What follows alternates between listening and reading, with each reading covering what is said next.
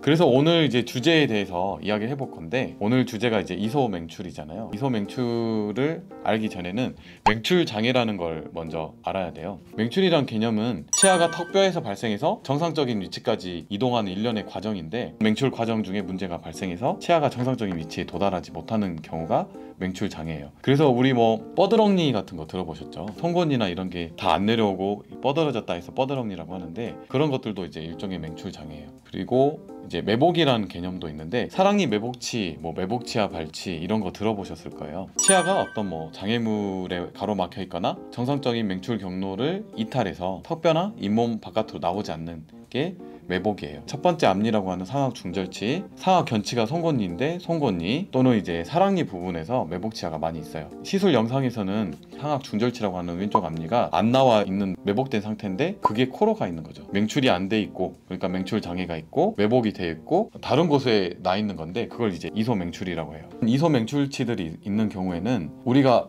솔직히 알 수는 없어요. 처음에는 이 환자분 경우도 60세 정도 되시는 분이었거든요. 그 전에는 잘 몰랐어요. 모르고 계속 살다가 이비인후과 가서 이제 내시경 찍어보고 발견된 케이스인데, 일반적으로 사실 이 치과 의사들도 접할 수 없는 케이스라서 자주 접하지는 못하는데, 코 안에서 뭐 그 코피가 자주 난다거나 코가 자주 헐거나 그런 경우에 이비인후과에 가서 발견되는 경우도 많아요. 여러 가지 원인들에 의해서 치아가 비정상적인 위치로 맹출하는 경우가 이소맹출이에요. 코 안에 이가 나면 빼야 되나요? 뭐 통증이 없거나 그러면 계속 둬도 될 것 같긴 한데.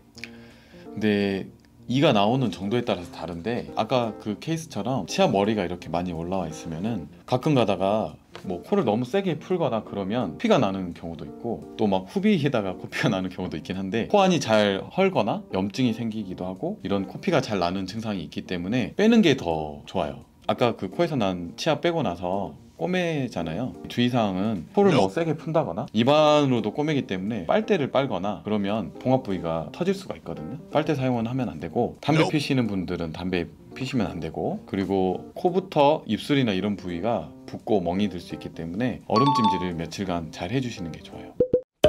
이소맹출 치아의 원인들이 그 여러 가지가 있는데, 치아가 이렇게 나오려고 하는데 주변에 장애물들이 있으면 못 나오는 거예요.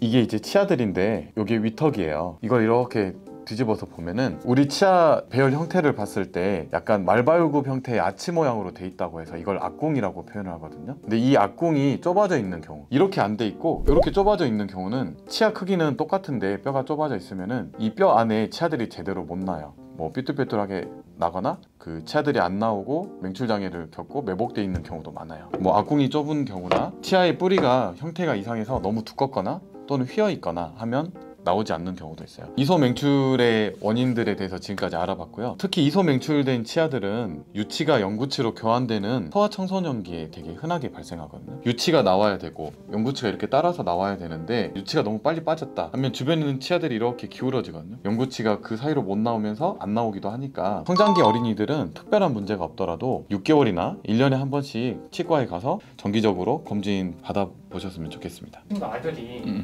놀다가 넘어져가지고 벌어졌대요. 네네. 과잉치 때문에 뭐 벌어졌다고 했는데, 이런 경우에는 어떻게 해야 돼요?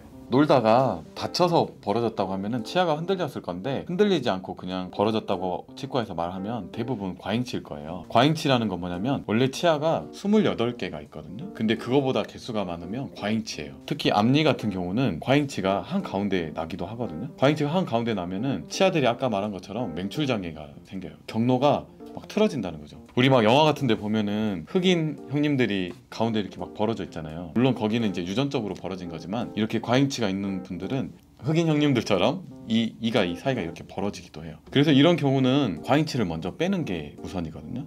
유치가 영구치로 바뀌는 나이가 어린 나이잖아요. 5살이 넘고 우리 이제 시술할 때 잘 도와주는 애들, 협조도가 좋다고 표현하는데, 협조도가 좋은 애들은 외래에서 뽑기도 하는데, 협조도가 안 좋으면 나이가 이제 들었더라도 외래에서 못하는 경우도 많아요. 5살 아이들은 대부분 협조도가 안 좋아서 뭐 수면 마취나 전신 마취해서 빼는 경우가 많거든요. 이제 그런 경우는 일반적인 치과에서는 거의 잘 하기 힘들고, 수면 마취 정도는 뭐 소아치과나 뭐 어린이 치과들 이런 데서도 하는 곳도 가끔 있으니까 문의해 보시면 좋고요. 큰 병원에 있는 구강외과는 수면 치료나 전신 마취로도 이런 과잉치들을 다 뺄 수가 있기 때문에 병원을 잘 선택해서 가시는 게 맞을 것 같고요. 이제 자라면서 우리 그 입술이 치아를 안쪽으로 넣으려고 하고 혀는 바깥쪽으로 빼려고 해요. 균형이 맞는 지점에서 치아가 그 위치하게 되는데, 아까 이렇게 벌어져 있는 치아들이 원래대로 돌아오게 되면 제일 좋은 건데, 원래대로 돌아오지 않게 되면 교정 치료가 필요할 수도 있어요.